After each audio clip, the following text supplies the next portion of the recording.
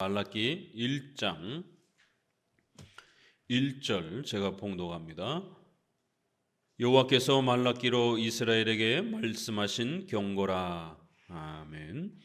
말라기서는 앞서 서론에서도 말씀드린 것처럼 구약 전체를 마감하는 그러한 요약적인 그러한 성격도 있고요.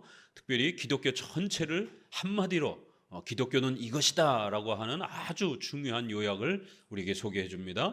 기독교는 우리가 교리문답에서 하이델베르그 교리문답, 소유리 문답에서 보는 것처럼 기독교는 바로 7대 교리를 우리가 믿고 고백하는 바로 사도신경의 그 핵심 교리들을 믿는 것, 또 그리고 십계명을 따라 윤리의 이러한 기독교 윤리를 실천하는 하나님 사랑과 이웃 사랑이라고 하는 이러한 두 가지로 사도신경을 통해서 십계명을 통해서 이렇게 신앙과 관련된 내용, 또 윤리와 관련된 기독교 윤리의 내용, 바로 이것이 기독교다라고 이렇게 또 소개하고 있습니다. 특별히 신앙과 관련해서는 4계명을 중심으로 해서 우리 성경적 예배에 대한 내용이 무엇인지, 과연 구약에서 우리에게 요구하고 있는 예배의 본질은 무엇이고, 또 구약은 성전 중심의 그러한 또 의식법이 존재하던 시대였기 때문에 외적으로는 성전을 회복하고 성전의 제사와 절기를 회복하라는 명령이지만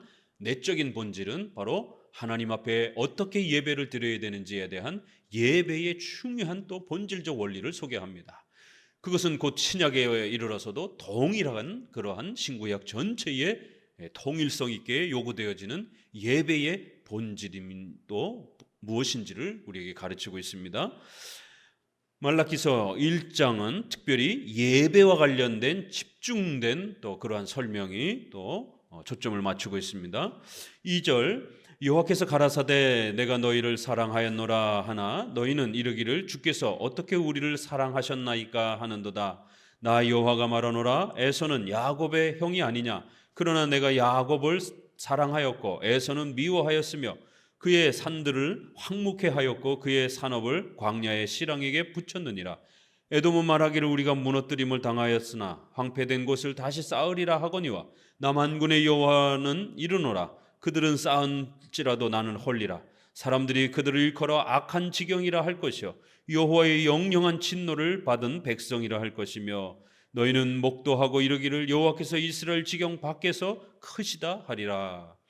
시작하자 말라기는 제일 첫 번째 6개의 이러한 질문을 던지면서 이제 문답식으로 기독교가 무엇인지를 아주 중요하게 또 그렇게 소개하는 그런 구조를 가지고 있습니다. 첫 번째는 하나님의 사랑에 대한 이러한 근본적 물음에 대해서 이스라엘 백성들이 원망하고 불평하는 이제 이러한 질문을 이렇게 소개하면서 하나님의 사랑을 곡해하고 오해한 이러한 문제점을 지적합니다. 결국 기독교 전체는 하나님께서 사랑하셨다, 인류를 사랑하셨다라고 하는 이 엄청난 주제에 포커스가 맞춰져 있는 것입니다. 죄인된 인류를 지옥의 영원한 형벌을 받아야 되는 그러한 인류를 하나님께서 불쌍히 여겨주시옵시고 복음에 구원받을 수 있는 이 복음의 위대한 은혜를 우리에게 가르쳐 주시는 그러한 복된 소식, 하나님께서 우리를 사랑하신 그러한 귀한 말씀을 듣는 겁니다. 그런데 이 사랑, 기독교에서 말하는 이 하나님의 위대한 사랑을 잘못 말하면 어디로 빠지죠? 돈 버는 것, 세상에서 성공하는 것, 권세를 누리는 것. 기독교에서 말하는 하나님의 사랑을 마치 기복주의, 부자가 되고 잘 먹고 잘 살고 내 자식이 성공하고 이러한 기복주의로 잘못 오해하는 거예요. 이스라엘 백성들은 영토적이고 국가적이고 민족적인 자기 이스라엘 민족들만이 다시 예전처럼 번영하는 다윗의 시대처럼 번영하는 그러한 메시아가 국가적인 회복을 이루는 메시아가 올 것처럼 그렇게 하나님의 사랑을 잘못 이해한 것이에요. 그렇기 때문에 이스라엘 백성들은 불평하는 겁니다. 학계, 스가랴, 바벨론 포로에서 엄청난 고통들을 당하고 70년 가까이 어마어마한 그 포로 생활을 겪고 이제 돌아왔습니다. 그리고 그 말라기도 그 언저리 시대인 거예요. 그러면서 하나님을 향하여 불평하는 겁니다. 하나님이 우리를 사랑한다고 하면서 도대체 우리는 죽도록 고생하고 이게 도대체 뭡니까? 하나님이 우리를 사랑한다며요. 그러면 적어도 적들의 위험으로부터 우리를 보호해 주시고 질병의 고통으로부터 우리를 보호해 주셔야 되고 또 경제적인 어려움으로부터도 우리를 보호해 주셔야 되고 이러한 잘 먹고 잘 살 수 있도록 이렇게 보호해 주셔야 그게 사랑 아닙니까? 오늘 우리 시대에도 수많은 교회마다 하나님의 사랑을 외치고 있습니다. 그러나 그 하나님의 사랑을 결국 기복주의로 외치고 있는 것이에요.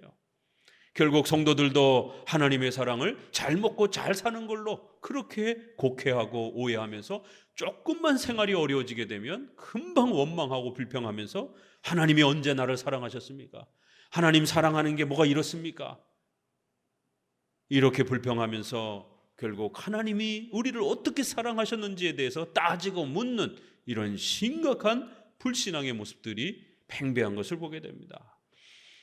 결국 신앙의 근본은 바로 이 하나님의 사랑에 대한 근원적인 수정으로부터 이루어져야 되는 거예요.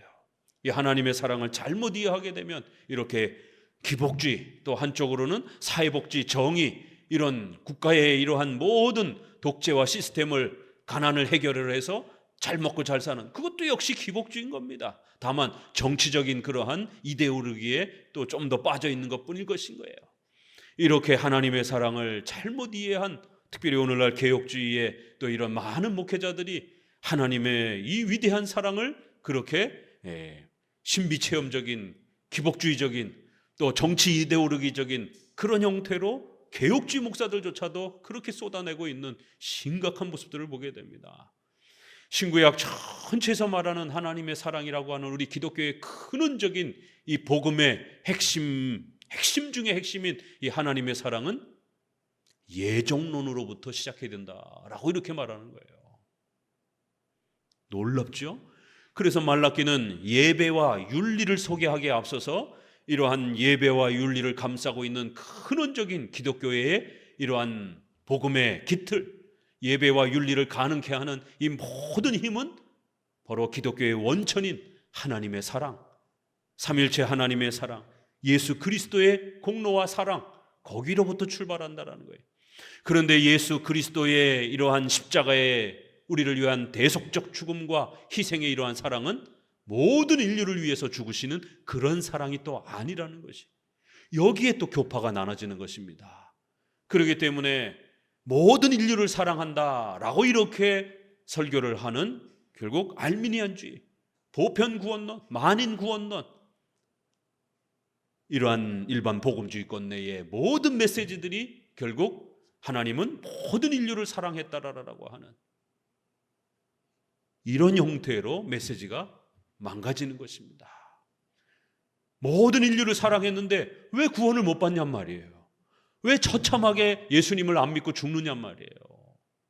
이러한 해결할 수 없는 딜레마에 빠지게 되는 거예요.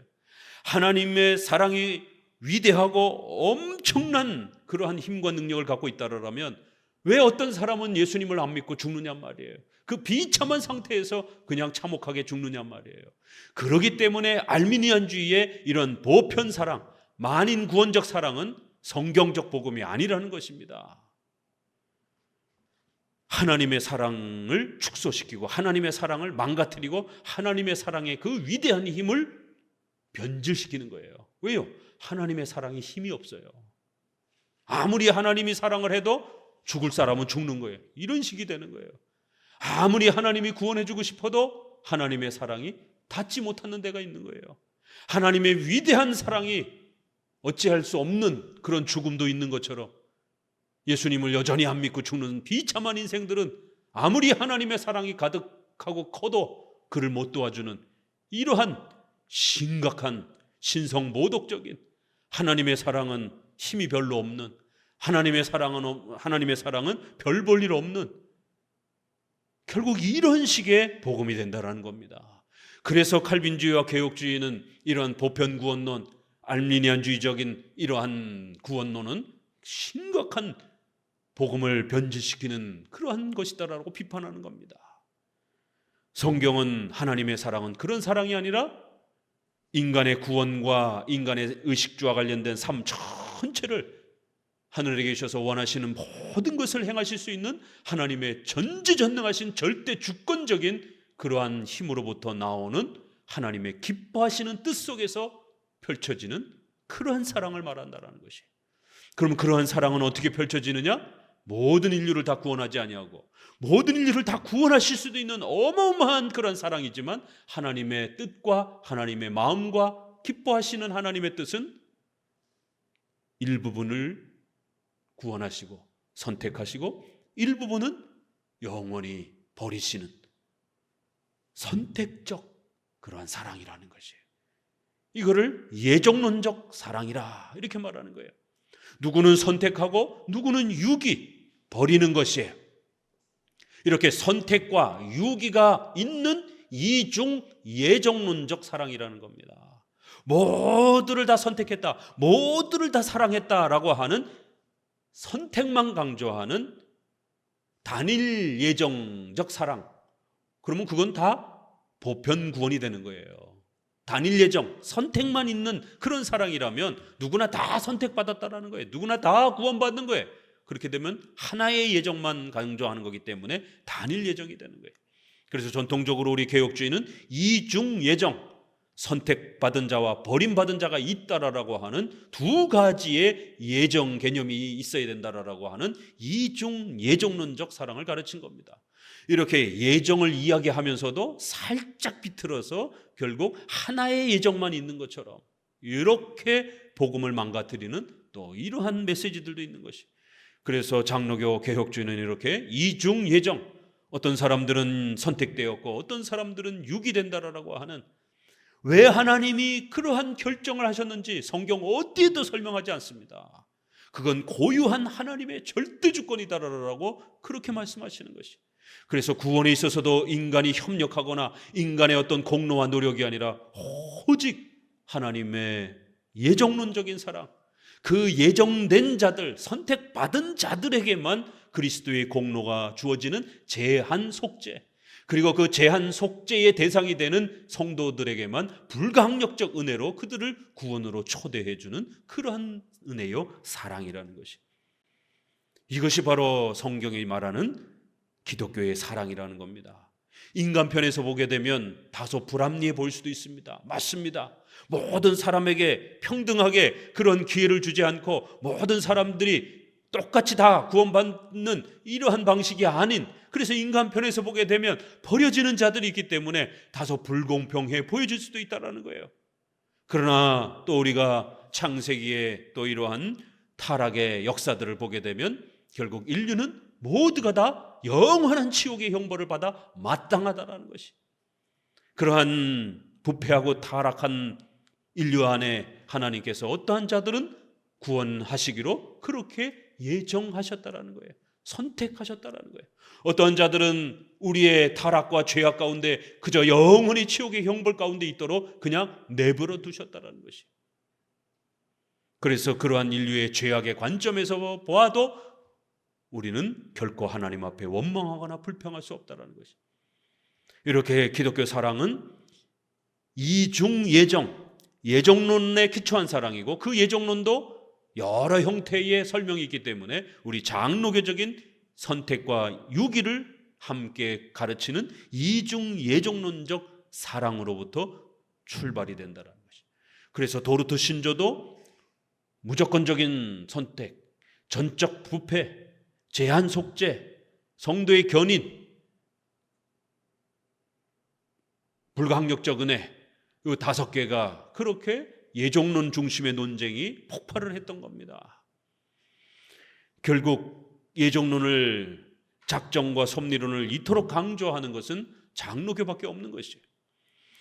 말라기서도 시작하자마자 기독교의 근간인 예배와 기독교의 윤리를 소개하기에 앞서서 기독교의 이러한 모든 힘의 원천, 사랑의 근원적인 원천은 하나님께서 어떠한 사람들은 선택하시고 어떠한 사람들은 버리신다라고 하는, 그래서 그 하나님의 이중 예정론적 사랑의 신비로움을 이삭의 자녀들을 쌍둥이로 태어나게 하시면서 그 쌍둥이가 형이 에서가 태어났고 작은 아들이 야곱으로 태어났지만 고대 근동의 법칙에 따라서는 장자가 먼저 태어난 첫째 아들이 그 모든 가업을 이어야 했지만 하나님께서는 그들이 태어나기도 전에 어미의 뱃속에 있을 때 이미 벌써 예언을 하시면서 형을 버렸고 동생을 하나님께서 아브라함의 은혜 언약을 계승할 자로 선택하셨다라고 말씀하십니다.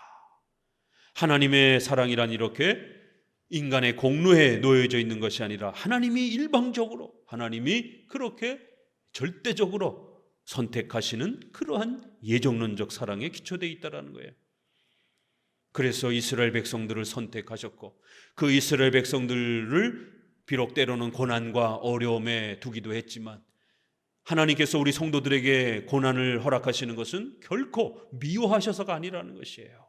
왜냐하면 우리가 죄악으로부터 더 점점 멀어지도록, 더 거룩해져 가도록, 죄와 싸워가도록, 또 하나님의 나라를 건설해가는 군사로 서도록 끊임없는 또 그러한 영적 전투를 치르도록 하나님께서는 우리를 그렇게 초대하신 것이.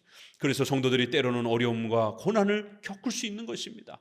그러나 그 고난은 결코 하나님이 우리를 미워하셔서가 아니라 우리를 택하셨기 때문에, 하나님의 나라를 건설하는 백성으로 택하셨기 때문에 이제는 영적 싸움을 당연히 싸워야 되는 거고, 또 영적 싸움을 싸우기 위해서는 거룩한 성화의 이러한 또 성장들이 있어야만 되는 것입니다. 그렇기 때문에, 사랑하기 때문에 그런 고난과 어려움을 허락하셔서 우리 크리스찬들 한 사람 한 사람들이 믿음의 큰 군사들로 성장해 가도록 그렇게 훈련해 가시는 것입니다. 잔뜩 돈을 주고 부자가 되고 질병이 한 번도 안 걸리고 이런 것을 이스라엘 백성들이 상상을 한 거예요. 그렇기 때문에 하나님을 향하여 원망하고 불평한 겁니다. 하나님이 우리를 사랑하셨다며 왜 우리는 이렇게 가난합니까? 왜 우리는 이렇게 병들어 있습니까? 왜 우리는 이렇게 전쟁의 포로를 당해야 됩니까? 하나님이 말한 사랑은 그런 게 아니다라는 것이에요. 비록 고난과 어려움을 겪을 수는 있지만 근원적으로 너희들을 포로로 잡아간 저 백성들은 하나님이 버린 백성들이라는 거예요. 비록 너희들은 포로로 잡혀가서 어려움을 겪지만 너희들은 선택받은 백성이라는 거예요. 이게 하나님의 사랑이라는 겁니다. 에서는 야곱의 형이 아니냐? 그러나 내가 야곱을 사랑하였고 에서는 미워하였다. 유기를 이렇게 표현합니다. 또 때로는 미워하다. 또 로마서에서는 내버려 두다라고 이렇게 또 표현을 하기도 합니다. 버렸다라고도 이렇게 표현합니다. 이렇게 다양한 그러한 표현으로 유기, 버리시는 것을 선택하지 않는 것, 하나님의 행위를 이렇게 표현하는 거예요. 그래서 하나님은 야곱을 선택한다라는 것을 사랑하셨다라고 이렇게도 표현하는 거고, 에서를 버렸다라고 하는 것을 에서를 미워하였다라고 이렇게도 표현하시는 것입니다. 그러나 우리가 생각하는 미움이라고 하는 우리 인간의 정서의 그런 미움은 아닌 것이에요. 복수하고 싶고 원한이 맺혀져 있는 남을 미워하는 그런 미움의 방식이 아닌 겁니다. 하나님이 미워하신다라고 하는 것은 하나님의 공의로움 속에서 나는 질투하는 하나님이다 라고 하는 이러한 십계명의 설명에 있어서도 하나님의 의와 하나님의 법칙을 어기는 것에 대해서 심판자로서 분노하시고 진노하시는 그러한 공의적인 그러한 분노를 말하는 것입니다. 그렇기 때문에 에서를 미워했다라고 했을 때도 그러한 어떤 악한 마음이 깃들여져 있는 그러한 미움이 아니라 하나님의 주권적인 뜻을 펼치시는 어떠한 자들을 하나님의 기뻐하심 속에서 그들을 선택하지 않는 그러한 하나님의 주권적 행위를 미워하셨다, 버렸다, 내버려 두셨다, 선택하지 않았다라고 이렇게 표현할 수 있다는 것이에요. 그의 산들을 황무케 하였고 그의 산업을 광야의 실황에게 붙였다. 자, 그러면 이제 우리가 유기에 대해서 좀 더 고민해 보셔야 됩니다. 유기는 어떻죠?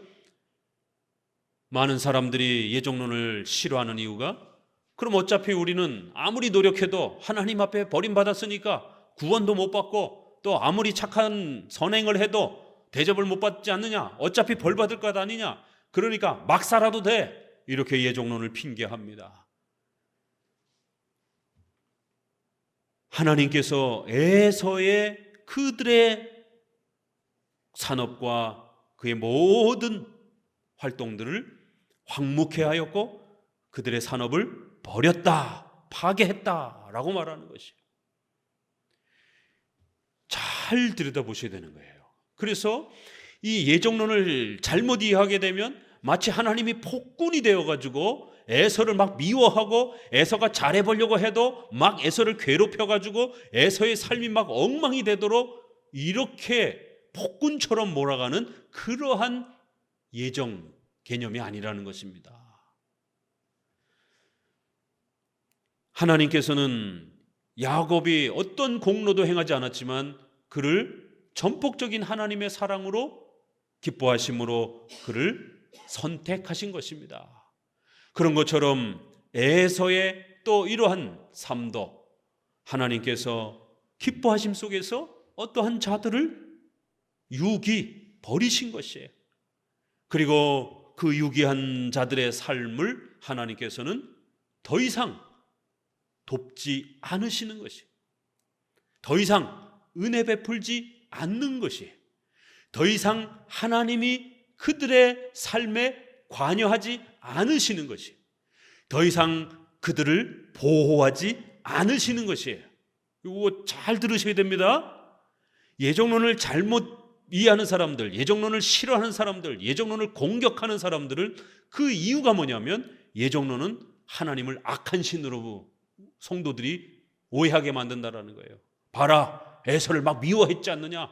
봐라, 에서가 잘 살아가려고 했는데도 에서가 구원받지도 못하게 하고 에서가 선행을 했는데도 칭찬도 못 받게 그렇게 삶을 엉망진창으로 아주 나쁜 폭군처럼 악한 신처럼 에서의 삶을 망가뜨렸지 않느냐. 이런 식으로 오해할 수 있다는 거예요. 그렇기 때문에 교회 안에서 예종론 가르치지 말라는 거예요. 그러니까 그 결과 두 번째, 예종론의 가르침은 인간의 도덕 윤리를 망가뜨린다는 거예요. 에서 입장에서는 어차피 난 아무것도 해도 안 돼. 그러니까 악이나 범하자, 막 살자. 이렇게 인간의 도덕 윤리를 망가뜨린다는 거예요. 하나는 하나님을 폭군으로 보이게 한다는 것, 하나는 인간을 도덕 윤리를 파괴한다는 것. 그러나 정말 그러냐라는 것이 그렇지 않다라는 것입니다. 왜요? 하나님께서 야곱을 선택하고 에서를 버렸다라는 것이. 그건 하나님의 고유한 주권적인 하나님의 절대적 기뻐하시는 뜻 속에서 펼쳐지는 하나님의 고유한 권능이라는 겁니다. 우리 인간이 다 이해하고 관여할 수 없는 창조주의 그 절대적인 권한이라는 것이. 또 더 나아가서는 우리는 원죄 때문에 모두 하나님 앞에 벌받아 영원히 지옥에 떨어져야 되는 그런 죄인들이란 말이에요. 그렇기 때문에 그런 죄 관점에서 보아도 우리 모두 다 벌을 받아야 되는 그런 죄인들이기 때문에 하나님께서 누구를 구원했는데 왜 나는 구원 안 했느냐라고 그렇게 원망 불평할 수 없다라는 것입니다. 어떤 자들을 구원해 주셨으면 그 자체가 은혜요 혜택이라는 거예요. 구원받지 못한 자가 왜 나는 구원 안 해줬느냐라고 따질 수 있는 문제가 아니라는 겁니다. 왜요? 인류는 원죄로 말미암아 모두 영원한 지옥의 형벌을 받는 죄인이 되었기 때문에. 그런 관점에서도 하나님은 절대 불공평하지 않으시다라는 거예요. 또 더 나아가서는 에서의 산업들을 하나님이 황무케 하셨다라고 하는 표현은 하나님께서 에서의 산업을 막 괴롭혔다, 못되게 굴었다, 이런 뜻이 아닙니다. 이거 잘 구별해서 들어야 됩니다. 에서의 그들의 산들을 하나님께서 보호하시지 않은 것이에요. 우리가 사는 땅과 산과 강과 거처를 하나님이 보호해 주시지 않으면 어떤 일이 벌어져요? 지진이 일어나고 햇볕이 자외선이 많이 노출이 되고 홍수가 나서 강들이 범람을 하고 또 산들이 여러 폭우와 또 자연재해로 인해서 갑자기 멀쩡하던 산사태가 일어나서 사람들이 깔려 죽을 수도 있는 것이고, 하나님께서 에서가 살아가는 그 산들을 더 이상 보호하시지 않으시는 것이에요. 자, 하나님께서 에서가 살아가는 그 산들을 무너져라, 에이 그냥 막 홍수로 그냥 다 망가져라, 괴롭히시는 게 아니에요. 더 이상 하나님께서 우리 성도들을 보호해 주는 것처럼 그들이 사는 거처가 지진이 나지 않도록, 홍수가 나지 않도록, 햇볕에 해를 받지 않도록, 혹시라도 유성이 떨어져가지고 산에 떨어져서 산사태가 벌어지지 않도록 하나님이 성도들이 사는 거처만큼 그렇게 보호하지 않으시는 것이에요. 더 이상 사탄의 그런 무서운 공격들 앞에 보호하지 않으시는 것이에요. 하나님의 은혜로운 손길을 끊임없이 베풀지 않으시는 것이에요. 예정론을 가르치게 되면 하나님이 악을 행하고 폭력적인 신처럼 그렇게 사람들을 괴롭힌다라고 생각해요. 아니요, 거꾸로입니다. 하나님은 더 이상 버림받은 자들에게 은혜를 베풀지 않으시는 것이, 도움을 중단하시는 것이, 악을 쏟아붓는 게 아닙니다. 악은 사탄이 쏟아붓는 거예요. 하나님은 악을 쏟아부을 필요도 없습니다. 하나님께서는 하나님의 도움을 더 이상 베풀지 않으셔도 그들은 사탄의 공격에 노출되고 자연재해에 노출되고 자신들의 그러한 온갖 죄악된 욕망과 폭력 앞에 노출되어서 저절로 망하게 되어 있습니다. 무슨 차이인지 아시겠죠? 하나님께서 베푸시던 그 은혜와 보호를, 하나님이 우리의 거처와 땅들을 보호하시지 않으면 우리는 한순간도 살아갈 수가 없어요. 지진이 나서 하루아침에 다 땅이 쩍쩍 갈라져서 죽을 수도 있고, 태양이 조금만 가까워져도 얼마 전에 달이 얼마나 가까워졌습니까? 달이 조금만 더 가까워지게 되면 어떤 일이 벌어지겠습니까? 지구가 자전을 하는데 1700km 속도로 24시간 자전을 합니다. 공전은 말할 것도 없이요. 그런데 만약에 자전하던 속도가 멈춰버리게 되면 1600 속도로 600km로 1700km로 다 날아가 버립니다. 중력작용이 망가지면서. 하나님께서 우리의 거처를 보호해 주시지 아니하면, 산들을, 우리가 머무는 산들을 보호해 주지 아니하면 하루도 숨 쉬고 살아갈 수가 없어요. 그런데 그거를 왜 하나님이 모든 인류에게 매일매일 같이 그거를 베풀어야 될 의무가 있는 겁니까? 하나님이 우리한테 무슨 빚졌습니까? 아니에요. 하나님의 택한 백성들을 보호하시는 것이에요. 악인들에게도 그러한 은혜를 하나님이 일부 베풀고 계시는 것이에요. 그래서 그걸 우리가 일반 은총이라고 그러는 거예요.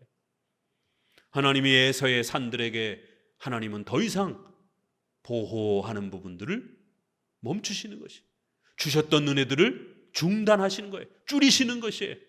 하나님의 이러한 적극적 은혜가 조금만 중단되어도, 조금만 축소되어도 에서의 산들은 황무케 됩니다. 이 표현을 잘 읽어내셔야 되는 거예요.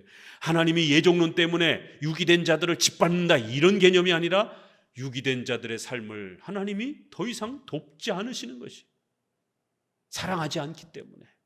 그러면 그들은 사탄에 노출되어 있고 자기들의 죄에 노출되어지고 온갖 자연의 재해에 노출이 되어지는 것이, 그들의 산업을 광야의 그러한 짐승들에게 붙여서 온갖 의식주의 문제가 고통을 받게 만든다라는 것이. 그러면 하나님이 그들을 굶주리게 만들고 그들이 굶어 죽게 만들고 그런다는 개념이 아니에요. 하나님은 그들의 의식주의 문제에 있어서 더 이상 보호를 해주지 않는 것이, 성도들만 보호해 주시는 것이에요. 그들의 의식주를 보호하지 아니하면 그들은 건강을 유지하지 못합니다. 무서운 사나운 짐승들이 달겨들어서 그들이 일궈놓은 양식들을 다 빼앗고 사람들까지 해치게 되는 것이, 온갖 바이러스와 질병들이 그들의 생명을 해치는 것이에요. 하나님이 보호해 주시니까 우리가 하루하루 사는 것이에요. 하나님께서 악으로 괴롭히는 게 아니라 하나님의 은혜를 더 이상 적극적으로 택자들에게 베푸는 만큼 그렇게 베풀지 않으시는 것이, 그러면 그들의 의식주는 다 망가지는 겁니다. 하나님의 사랑이란 이런 것이다라는 거예요. 선택자들에게 구원의 문제와 의식주의 문제에 대해서 하나님께서 사랑하셨기 때문에, 예정하신 백성들이기 때문에 구원과 의식주에 대해서 그렇게 돌보신다라는 거예요. 그러나 에서와 같이 버려진 자들에 대해서는 하나님이 그들에 대해서는 적극적으로 은혜를 베풀지 않는다라는 것이, 이게 하나님의 사랑이라는 것이에요. 에돔은 말하기를 우리가 무너뜨림을 당하였지만 신이 우리를 안 도와줘도 돼, 까짓것 신 없어도 돼, 황폐한 곳을 다시 쌓으면 되지 뭐, 이렇게 아주 거만하고 교만한 마음으로 신을 무시하고 신의 도움이 없어도 얼마든지 인간의 돈과 건강과 자기의 권세로 떵떵거리며 살 수 있는 것처럼 그렇게 불신앙적인 마음들이 가득한 교만으로 살아가는 것이에요. 어디 쌓아보라는 거예요. 나 만군의 여호와는 이르노니 그들은 쌓을지라도 나는 헐리라. 사람들이 일컬어 악한 지경이라 할 것이요. 여기도 잘 읽어야 됩니다. 그래서 악한 자들이 뭔가 선하게 열심히 해보려고 하는데 하나님이 막 망가뜨리는 이런 개념이 아니라는 거예요. 이미 벌써 그들은 온갖 불신앙으로, 신에 대한 불평과 원망으로, 마지막 구절 보세요. 그들은 아주 악한 땅들이라는 거예요. 악한 자들이라는 거예요. 그들은 지옥의 형벌을 받아서 하나님을 싫어하고 하나님을 향하여 공격적인 불신앙의 태도를 보이는 이러한 모습에 있어서도 그들은 영원히 지옥의 벌 받아야 될, 버림받아야 될 형벌의 대상이 마땅하다라는 거예요. 왜 이런 자들을 굳이 하나님이 도와줘야 됩니까? 영영한 여호와의 진노를 받은 백성이라는 거예요. 그런 진노적 관점에서 봐도 에서의 유기된 자들은 영원히 지옥의 형벌 받아 마땅하다라는 거예요. 그들은 하나님을 싫어하고 하나님 없이도 살 수도 있는 것처럼, 하나님이 안 도와주셔도 얼마든지 자기들 힘으로 다시 성을 만들 수 있는 것처럼 이렇게 떵떵거리면서 하나님 원망하고 하나님 믿지 않고 하나님 외면하면서 그렇게 살아가는 민족들이라는 거예요. 그런 사람들이라는 거예요. 그런 죄악된 그들의 모습 때문이라도 얼마든지 버림받고 얼마든지 형벌받는 그러한 자로 심판받아도 마땅하다라는 것이, 그러기 때문에 하나님께서는 그들을 돕지 않으신다라는 거예요. 그들이 뻔뻔함으로 그렇게 뭔가를 자신들의 의식주와 번영을 이렇게 세우려고 할 때 하나님은 헐어버릴 것이다라는 거예요.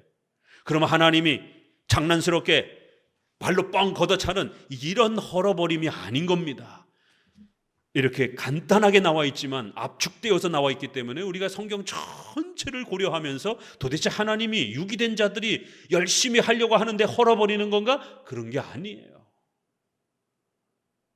못된 마음으로, 하나님을 공격하려고 하는 마음으로, 자기들의 번영과 성공을 위하는 마음으로 남의 눈에 피눈물 나게 만들면서 성공하려고, 그렇게 온갖 부귀영화를 휘어잡으려고 다시 성공하려고 하는 그런 못된 죄악된 마음으로 다시 서려고 하는 것이에요. 그럴 때 하나님이 그들의 성공을 돕지 않겠다라는 거예요. 그들의 의식주에 대해서 하나님이 돕지 않겠다라는 거예요. 그러면 우리의 경제생활, 건강, 우리의 가족생활 다 무너지는 겁니다. 악한 방법으로 하나님이 무너뜨리는 게 아니에요. 선한 방식으로 얼마든지 하나님께서는 그 악한 자들을 통치하실 수 있다는 것이 아주 기가 막힌 표현들입니다. 이게 너희는 목도하고 이르기를 여호와께서 이스라엘 지경 바깥에서 크시다라고 할 것이다라는 거예요. 결국에는 이러한 사랑의 궁극적인 결국 열매는 어디서 나타날 거라고요? 갑자기 결론이 확 끝났어요. 장차 이스라엘 백성, 이렇게 원망하고 불평하는 이러한 백성들이 아니라 오히려 머나먼 이방 땅에서 그렇게 택한 백성들이 하나님께로 나와 예배드리고 하나님을 경외하는, 하나님은 이방 땅 가운데서도 경외를 받으며 존귀를 받으시는 그러한 놀라운 하나님의 사랑으로 그 역사가 펼쳐질 것이다라는 거예요.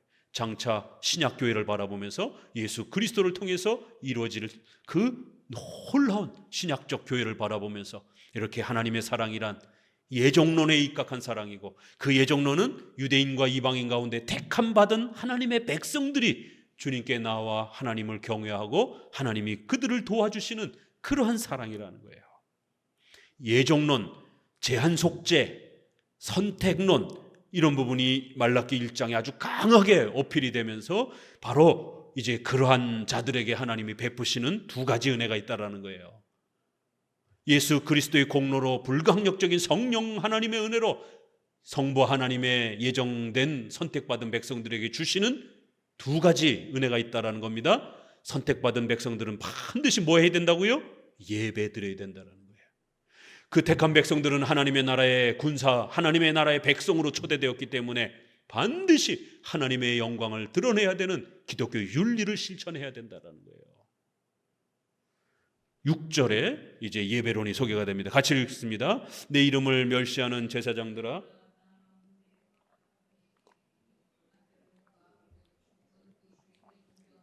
내가 아비일진데 나를 공경함이 어디 있느냐? 내가 주인일진데 나를 두려워함이 어디 있느냐? 하나 너희는 이르기를 우리가 어떻게 주의 이름을 멸시하였나이까 하는도다.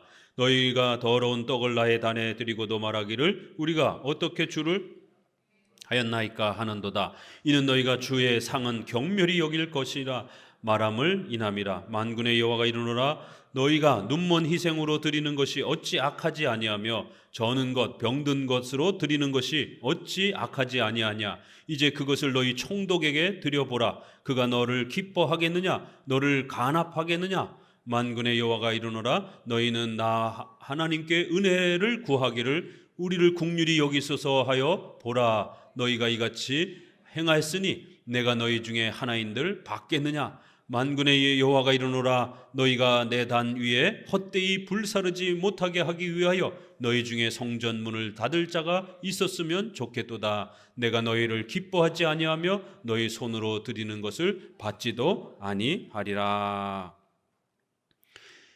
제사와 예배에 대한 부분들이 소개가 되면서 하나님이 아주 극도로 화가 나 계신 것을 보게 됩니다.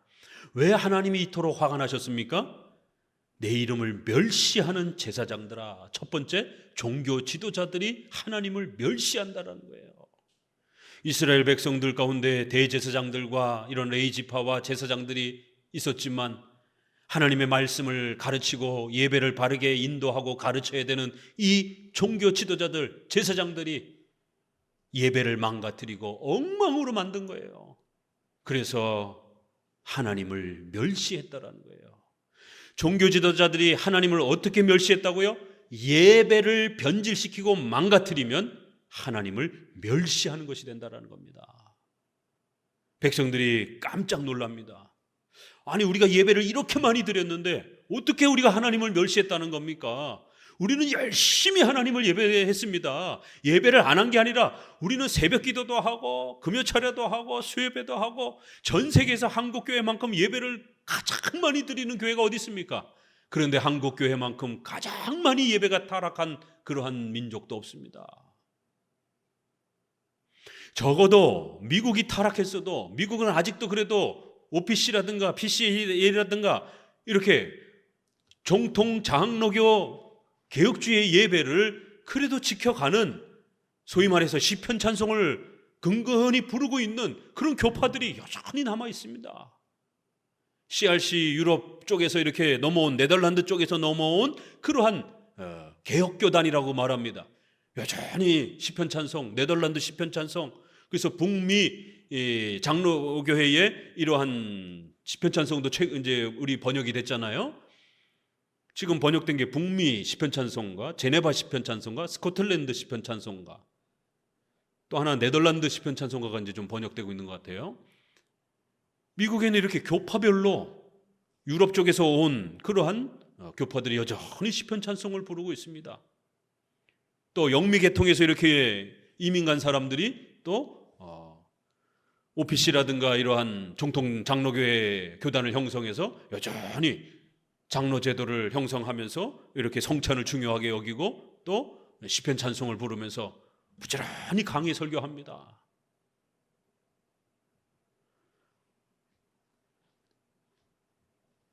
그런데 한국엔 이제사 시편 찬송이 번역이 된 거예요.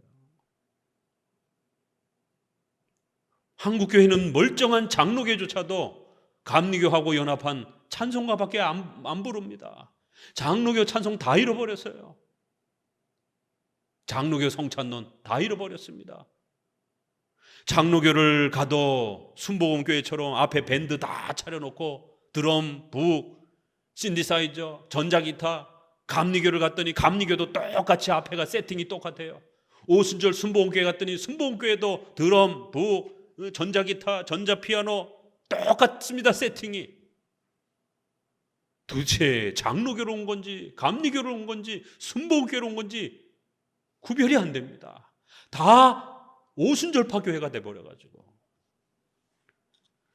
과거에 고신 교회에서는 박수를 치게 되면 징계를 받고 책망을 받았습니다.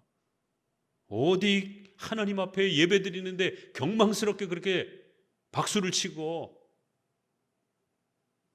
떠들썩하게 그렇게 하느냐. 경건하게 예배 드려야 된다. 여러분 카톨릭 미사 드리는 거 보세요. 어디 거기서 박수를 치면서 할렐루야 이러면서 박수를 칠 수 있는 그 분위기가 됩니까? 그 분위기가 숨소리도 제대로 못 낼 정도로 햄숙합니다.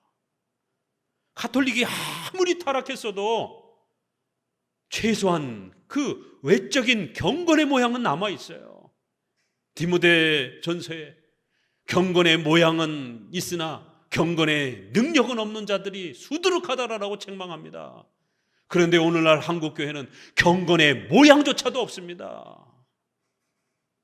경건한 흉내조차도 안 냅니다.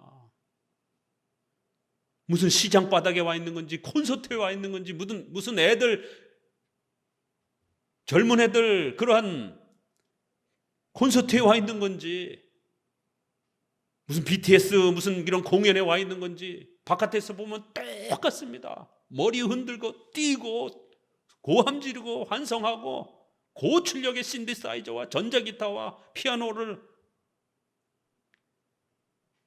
드럼을 두들기면서 뭐가 다릅니까?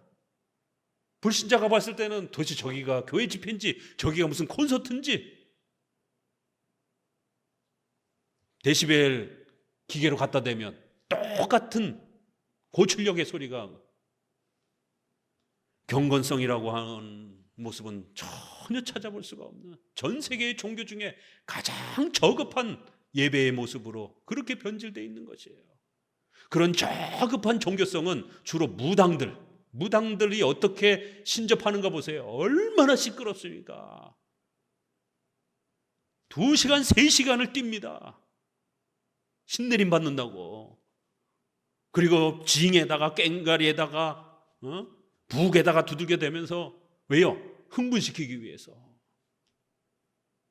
이런 저급한 그러한 종교적 모습이 어디 있습니까? 아프리카에 일주일 내내 두들기면서 춤을 춥니다. 북을 두들기면서 소리를 지르면서 그렇게. 적어도 일반 종교도 고급, 소리 말해서 고급 종교들은 힌두교, 이슬람 숨소리도 못 냅니다. 불교 숨소리도 못 냅니다. 적어도 신 앞에 나아가는 거기 때문에 그런 거예요.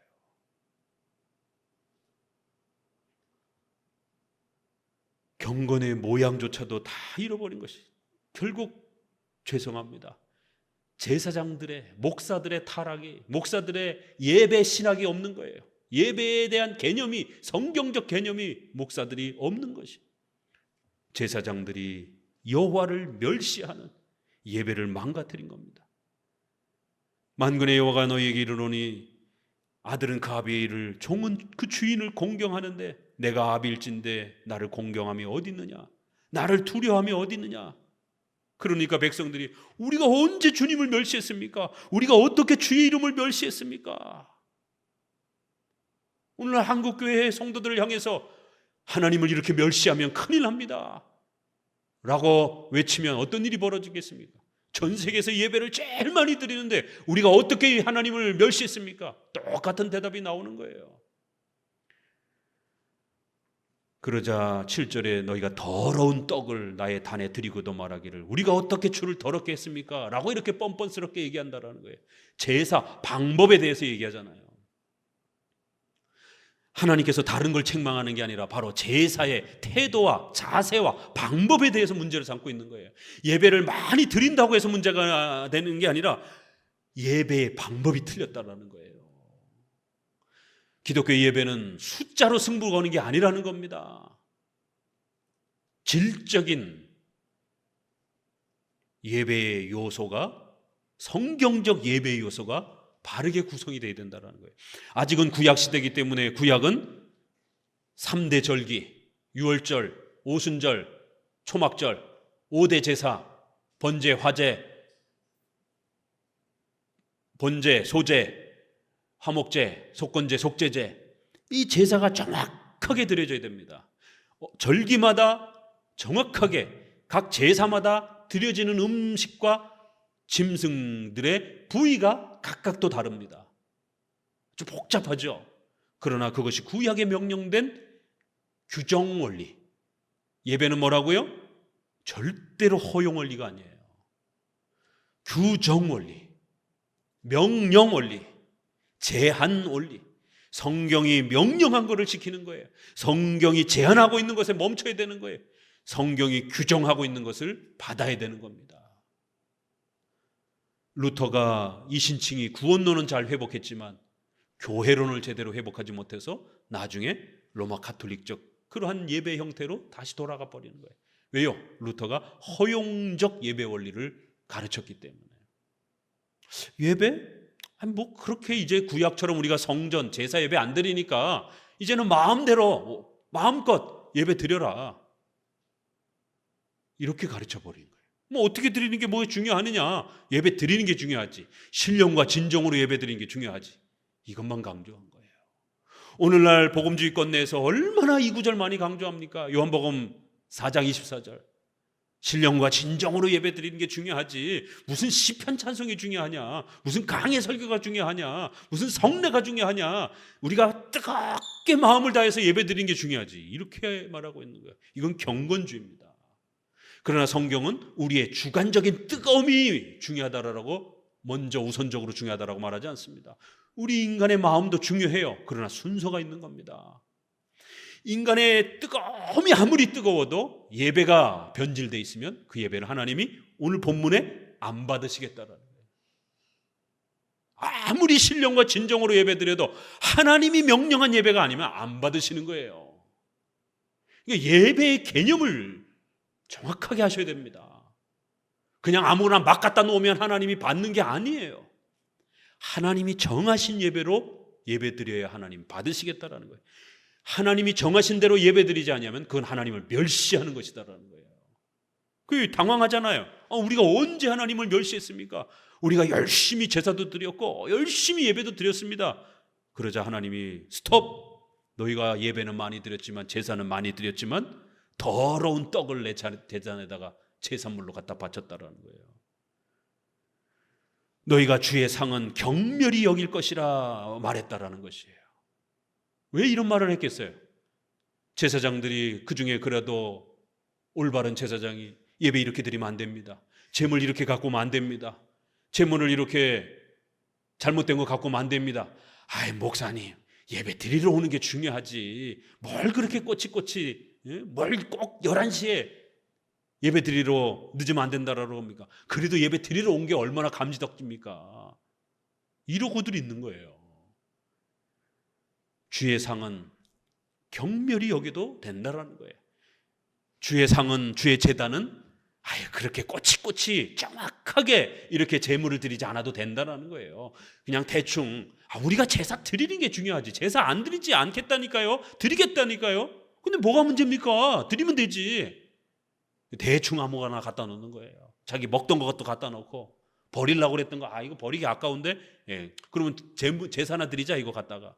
그리고 좋은 거는 자기 주머니에다가 집어넣는 거예요. 자기 자식들 먹이는 거예요. 거의 버려질 거 쓰레기로 버리니 저기 성전에다 갖다 놓으면 레인들이 치워주겠지. 주의 상을 아주 경멸히 여기는 거예요. 허용적 원리를 지적하는 겁니다. 예배를 아무렇게나 드려도 된다라고 하는. 예배를 성경이 가르치는 대로 그렇게 꼬치꼬치 정확하게 철저하게 이렇게 안 드려도 된다라는 거예요. 예배를 쉽게 생각하는 거예요. 예배를 건성건성 생각하는 거예요. 예배를 우습게 생각하는 것이에요. 허용적 원리로 접근하는 겁니다. 지금 이 사람들의 문제는 예배를 규정 원리로 생각하지 않는 거예요. 예배는 우리가 마음대로 드리면 되는 거지. 뭐가 문제냐 도대체. 예배를 허용적 원리로 생각을 하는 겁니다. 그러나 성경은 예배는 제한적 원리, 명령 원리, 규정 원리라는 거예요. 하나를 갖다 제사를 놓더라도 명령한 대로 갖다 바치라는 거예요. 그리고 나서 신령과 진정으로 예배드려야 된다는 거예요. 성경적인 객관적 예배의 요소를 먼저 갖춰야 됩니다. 그리고 거기에 성도들이 신령과 진정으로 참여하는 것이에요. 이게 오늘날 거꾸로 돼버렸어요. 성도들이 열심히 뜨거운 마음으로 신령과 진정으로 참여하면 그 예배가 어떤 형식이든지 상관없어요. 하나님이 받을 거라는 거예요. 그러면 그게 이제 그때부터 대형교회가 예배의 모범이 되는 겁니다. 그래서 이제 서울의 큰 교회들이 예배 드리니까 갑자기 열린 예배, 찬양 예배, 우린 그냥 오전 예배, 오후 예배 이렇게 불렀던 겁니다. 그런데 이게 어느 날 갑자기 찬양 예배라는 거예요. 왜요? 말씀 조금만 하라는 거예요. 찬양 많이 부르기 위해서. 그뒤 어느 날은 열린 예배라는 거예요. 죄, 심판 이런 거 설교하지 말라라는 거예요. 모든 불신자들 초청해가지고 누구나 다 편안하게 들을 수 있도록 이렇게 열린 형태로 이렇게 예배 드리자라는 거예요. 오늘날 열린 예배. 이 열린 예배라는 말이 바로 장로교회의 이 규격화된 이 예배를 비판하고 공격하는 예배입니다. 너무 그렇게 딱딱하게 예배 드리지 말자라는 거예요. 형식도 없이 어떤 규율도 없이 아주 편안하게 편안한 복장으로 편안한 시간대에 아무렇게나 다 오라는 거예요. 여호와를 멸시한다라는 거예요. 만군의 여호와가 일어나라. 너희가 눈먼 희생으로 드리는 것이 어찌 악하지 않느냐. 재물을 가지고 오는데 눈이 썩었어요. 곰팡이가 나기 직전이에요. 이걸 너희 지도자들에게도 갖다 줘봐라. 그들이 받겠느냐라는 거예요. 너희 인간에게 갖다 줘도 안 받는 거를 어떻게 전능하신 하나님 앞에 제산물로 가져올 수가 있느냐라는 거예요. 이건 거반 쓰레기나 다름없는 거를.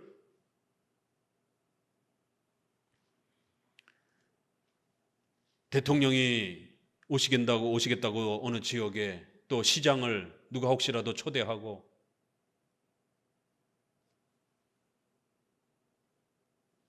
근데 시장이 들어오자마자 난리 부르스를 치는 거지. 쿵깡쿵깡쿵깡 막 난리를 치는 거예요. 적어도 인간 사회 속에서도 높은 사람이 이렇게 오면 일어서기도 하고 머리를 숙이기도 하고 높은 신분을 갖고 있는 사람이 들어오게 되면 경외의 자세를 취하기도 한단 말이에요. 세상에서도 높은 직분에 있는 사람이 출입을 하게 되면 뭔가 두려움과 경외의 자세를 취하는데 하나님 앞에 예배를 드리며 하나님께 나오는데 어떻게 이렇게 경망스러울 수가 있느냐라는 거예요. 썩기 직전에 이러한 쓰레기 같은 그러한 제산물로 엉망으로 그렇게 예배에 이러한 규칙들도 없이 드릴 수 있느냐라는 거예요. 어찌 악하지 않느냐. 병든 것으로 드리는 것이 어찌 악하지 않느냐. 그걸 너희 총독들에게 갖다 줘봐라. 받겠느냐. 계속 지금 중심된 이야기가 뭐예요? 받겠느냐 안 받을 거라는 거예요. 나도 안 받겠다라는 거예요. 명심하셔야 됩니다. 하나님은 1000개, 10,000개의 예배를 드려도 안 받으시는 거예요. 승부로 승패가 나는 게 아닙니다. 한 번을 드려도 신령과 진정으로 그리고 또 성경적 예배 요소를 갖춰서 예배 드려야 되는 겁니다. 안 받으시겠다라는 거예요. 이사야 1장 15절에 너희가 기도를 많이 할지라도 너희 손에 피가 가득하여 너희 기도를 안 듣겠다라는 거예요. 마태복음 6장 7절 너희가 중언부언 기도하지 말라라는 거야. 중언부언 쓸데없는 말을 의미도 없는 말을 계속 반복적으로 중얼중얼 떠들면서 기도 시간을 많이 잡으면 하나님이 들으시는 것처럼 중언부언 알아들을 수 없는 말을 그렇게 반복적으로 쏟아내지 말라 이런 뜻입니다. 제네바 교리 문답 247문에 '방언으로 기도하는 건 어떻습니까?' 그건 하나님을 조롱하는 것입니다. 마태복음 6장 16절, 금식을 한다고 온갖 사람들에게 다 소문을 내고 이런 식으로 예배드리면 안 된다라는 겁니다. 마가복음 12장 41절에 과부의 2렙돈과 지도자들의 헌금하는 태도를 보니까 헌금하는 걸 아주 온 동네방네 소문을 다 내고 자랑하면서 이런 식으로 헌금하면 안 된다라는 거예요. 예배를 이런 식으로 드리면 안 된다라고 신약에서도 이렇게 책망을 하는 겁니다.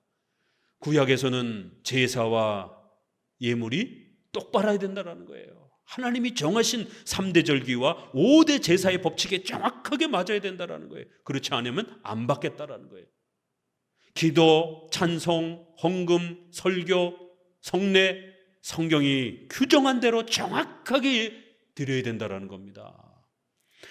9절에 만군의 여호와가 이르노라 너희가 나 하나님께 은혜를 구하기를 우리를 긍휼히 여기소서 하면서 기도한다라는 거예요.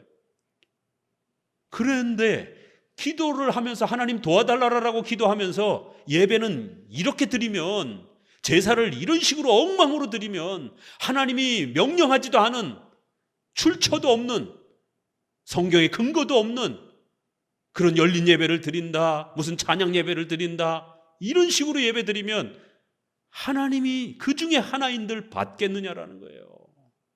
하나님께 도와달라고 기도하면서 어떻게 예배를 이렇게 엉망으로 드릴 수가 있느냐라는 거예요. 하나님 안 받으시겠다라는 거예요.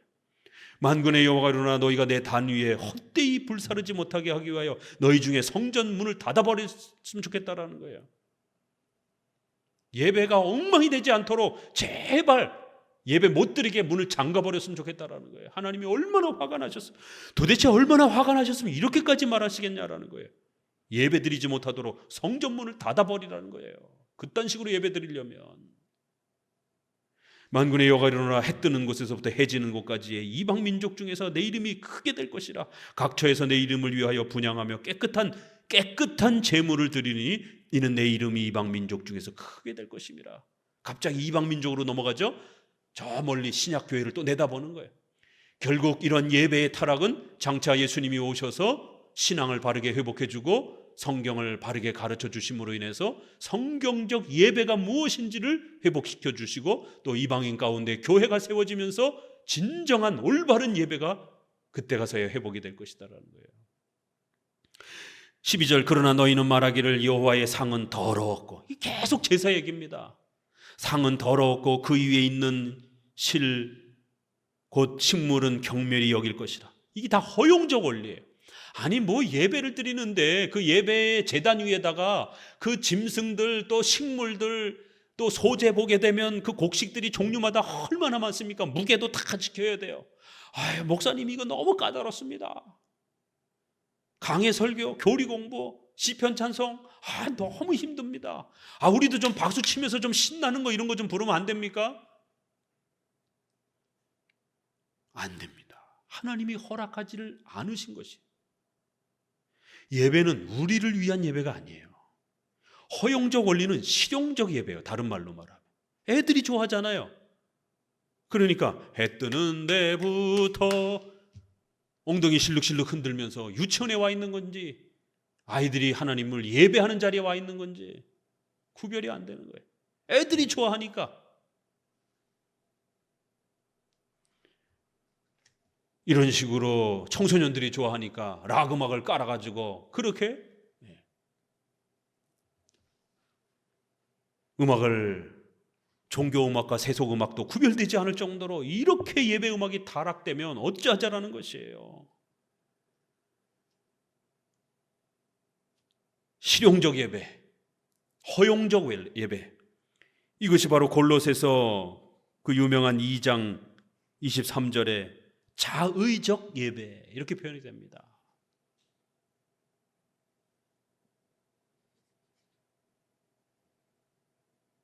자의적 예배, 너네가 드리고 싶은 대로 마음대로 드리는 예배라는 거예요. 그런 예배는 하나님께서 안 받으시겠다라는 겁니다. 너네가 원하는 대로, 너네가 편한 대로 마음껏 예배 드리라는 거예요. 그러나 그런 예배 하나님이 안 받으시겠다라는 거예요. 13절에 만군의 여호와가 이르노니 일어나라 너희가 또 말하기를 이 일이 얼마나 범패스러운가 하며 코웃음으로 하고 토색한 물건과 저는 것과 병든 것을 가져왔느니라. 너희가 이같이 헌물을 가져오니 내가 그것을 너희 손에서 받겠느냐 여호와의 말입니다. 계속 뭐에 대한 지적이에요? 허용적 예배, 자의적 예배, 실용적 예배에 대해서 비판하는 겁니다. 장로교 예배의 방식을 지키는 거 너무 힘들다라는 거예요. 범패스럽다라는 거예요. 불편하다라는 거예요. 코웃음 치는 거예요. 조롱하는 거예요. 시편 찬송 아이고 다 자겠어. 무슨 장송곡 같고 무슨 장례식장에서 부르는 것 같고 강의 설교 무슨 말인지 하나도 못 알아듣겠고 어떻게 저렇게 설교를 하지? 저런 설교를 들으면 다 자겠네. 저거 뭐 학교에서나 학생들이나 들을 수 있지 뭐 일반인이 들을 수나 있겠어? 이러면서 범패스럽다라는 거예요. 장로교 성찬, 뭐 성찬을 이렇게 자주 하지? 시간도 잡아먹는데 범패스럽다라는 거예요. 불편하다라는 거예요. 구약에서 제정한 명령된 그 예배가 너무 불편하다라는 겁니다.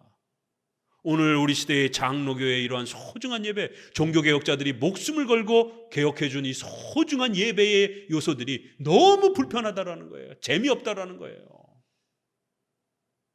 아주 그대로 오늘 우리 시대의 모습의 한국교회의 예배에 대한 태도에 대한 성도들의 그 아주 경멸적 모습이 장로교 예배를 경멸적으로 조롱하는 모습이 그대로 반영이 됩니다.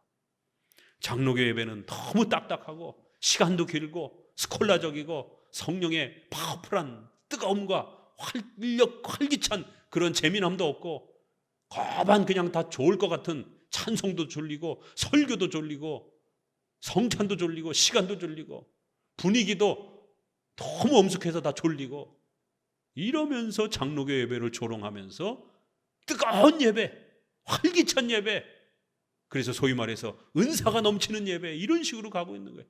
그리고는 그 최근에 미국의 그 무슨 강당에서 그런 그 예배의 모습을 대단한 무슨 성령의 역사가 임한 것처럼 한국교회 떠들썩하게 홍보를 하고 그게 마치 살아있는 예배인 것처럼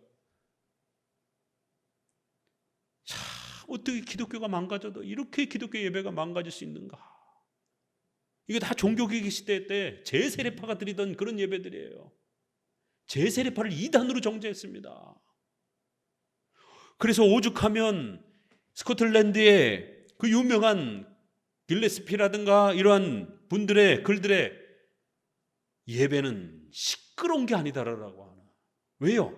그 신비주의자들의 예배가 너무너무 시끄러워가지고 초대교회 때 몬타니즘과 같은 이런 신비주의자들의 예배가 너무 시끄러워서 어거스틴이 책망을 하는 거예요. 어떻게 예배가 이렇게 경망스러울 수 있느냐? 하나님을 경외하는 태도가 하나도 보이지 않는다라.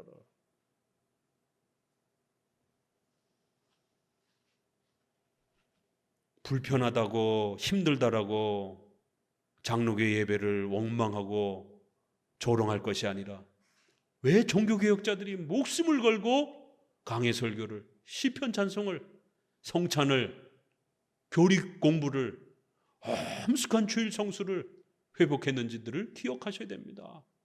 장로 정치제도 어떻게 보면 권위가 굉장히 높은 것처럼 보여요. 그래서 회중파와 독립파에 의해서 끊임없이 교권주의라고 비난을 받는 겁니다.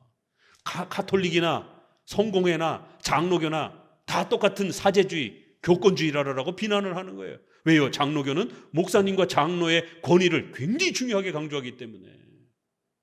유스 디비눔, 뉴스 디비눔이 아니고 유스 디비눔입니다. KBS 뉴스 할 때 뉴스가 아니고 오탄하신 분들이 많이 있더라고요. 유스 디비눔이에요. 신적인 권위, 하나님의 그 권위를 우리에게 위탁해 주셨다는 거예요. 그래서 성경에서 명령한 예배를 가르쳐 주면 그건 신적인 예배가 되는 거예요. 성경에서 명하는 그런 훈계를 하게 되면 그건 신적인 훈계가 되는 겁니다. 성경을 떠나지 않는 설교가 되게 되면 그건 하나님의 말씀이 되는 것이에요. 로마 카톨릭이라든가 성공회는 성경을 벗어나서 말하기 때문에 교권주의가 되는 겁니다. 우리는 권위를 소중하게 여깁니다. 신적 권위라고 강조합니다. 그러나 성경에 기초하게 되면 가장 성경적인 그러한 권위가 되고 그 권위를 통해서 나오는 예배적 질서, 장로 정치 질서, 이런 모든 교회적 예배의 또 이러한 구성들이 존중을 받는 거예요. 성경은 가장 기본적인 사도행전 2장 42절에 사도들의 가르침을 따라 떡을 떼며 구제하고 전혀 기도하기에 힘씁니다. 4개의 요소, 설교, 기도, 성례, 구제, 헌금, 이 4개의 요소만 소개를 해요. 이걸 어떻게 구성을 해야 될지, 여기에 또 몇 가지를 더 넣어야 될지 침묵하고 있습니다. 그래서 우리가 예배 모범이라고 부르는 거예요. 모범적인 하나의 틀을 제시해 주는 것이지 카톨릭처럼 예배 예식서를 주는 게 아닙니다. 그래서 각 교단마다 기본 성경적 핵심 요소만 구축하고 있으면 나머지 부분들은 노회와 총회와 이러한 신적 권위를 갖는 교회법을 통해서 그 예배적 구성들을 해주는 것이, 구약과 신약을 참조해서 축도를 집어넣는 겁니다. 왜요? 구약에 보니까 아론의 축도가 있는 겁니다.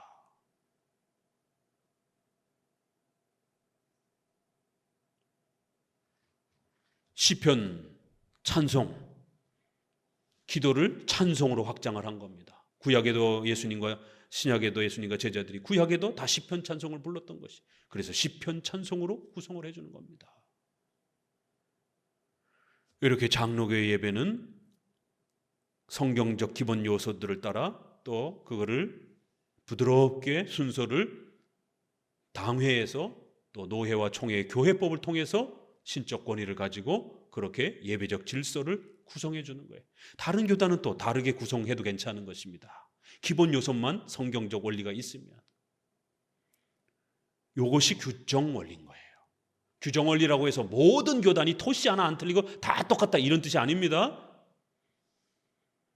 신약은 구약처럼 규정적 요소라고 했을 때 토시 하나 안 틀리고 모든 규칙을 정하는 방식이 아니라 신약은 기본 원리를 지키는 방식으로 핵심 예배 요소를 전달해주고 나머지는 교회의 당회가 권위를 갖고 그 예배를 그 교단 아래에서 권위 있게 결정하도록 그렇게 정해준 겁니다. 이걸 우리가 규정 원리라고 그러는 거예요.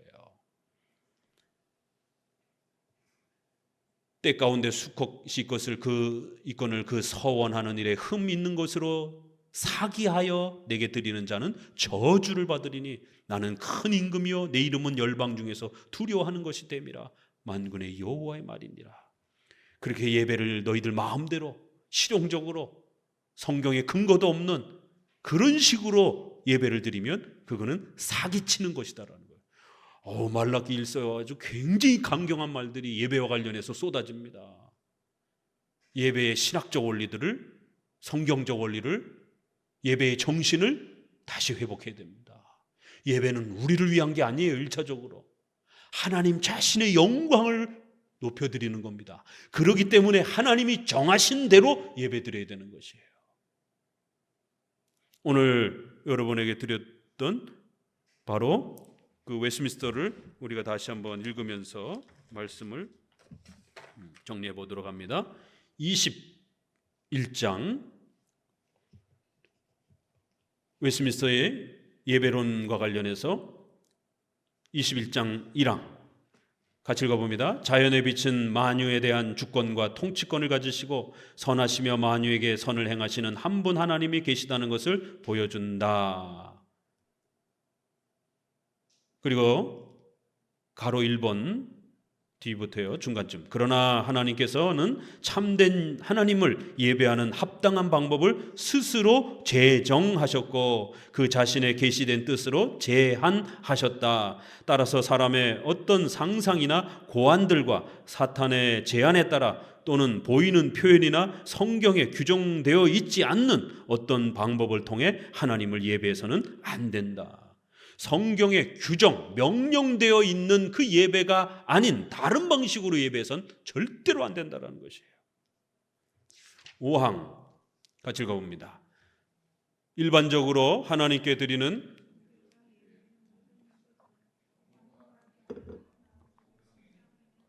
건전한 설교와 하나님께 순종하며 이해, 믿음, 존경함으로 말씀을 양심적으로 듣는 것과 은혜로운 마음으로 시편을 찬송하는 것과 그리고 그리스도께서 제정하신 성례를 올바르게 시행하며 합당하게 받는 것 등이다.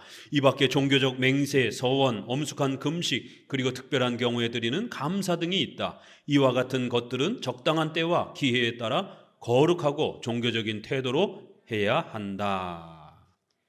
이 정도가 종교개혁의 이러한 중요한 예배적 요소들로 그렇게 구성된 겁니다. 소요리 문답 2계명 설명하는 부분만 한 번 더 읽습니다. 2계명은 바로 예배의 방법을 가르치는 아주 십계명이 중요한 내용이라고 말씀드렸습니다. 제2계명이 명령하는 것은 무엇입니까? 답, 2계명이 명령하는 것은 하나님께서 말씀으로 정하신 모든 종교적 예배와 규칙을 받아 지키며 순수하고 완전하게 보존하라는 것입니다. 2계명이 금지하는 것은 무엇입니까? 답, 2계명이 금지하는 것은 형상을 만들거나 말씀으로 정하지 않은 다른 방법으로 하나님을 예배하는 것입니다. 말씀에서 명령하는 예배만 우리가 받아 지켜야 된다라고 이렇게 2계명을 설명을 합니다. 오늘 말라기서 1장 예배의 성경적 원리는 규정 원리라는 것, 제한 원리라는 것, 명령 원리라는 것, 그리고 그 규정 원리에는 웨스트민스터 21장 5항에 있는 것처럼 강해 설교, 시편 찬송, 성례, 장로 정치와 관련된 또 이러한 것들이 우리의 예배의 중요한 요소라는 것을 기억하셔야 됩니다. 절대로 로마 가톨릭이 알미니안주의자들이 행했던 허용적 원리, 자의적 예배, 실용적 예배에 빠지면 안 됩니다. 성경적 예배를 지켜가시기를 다시 한번 주의 말씀으로 권면을 드립니다. 기도합니다. 하나님 감사를 드립니다.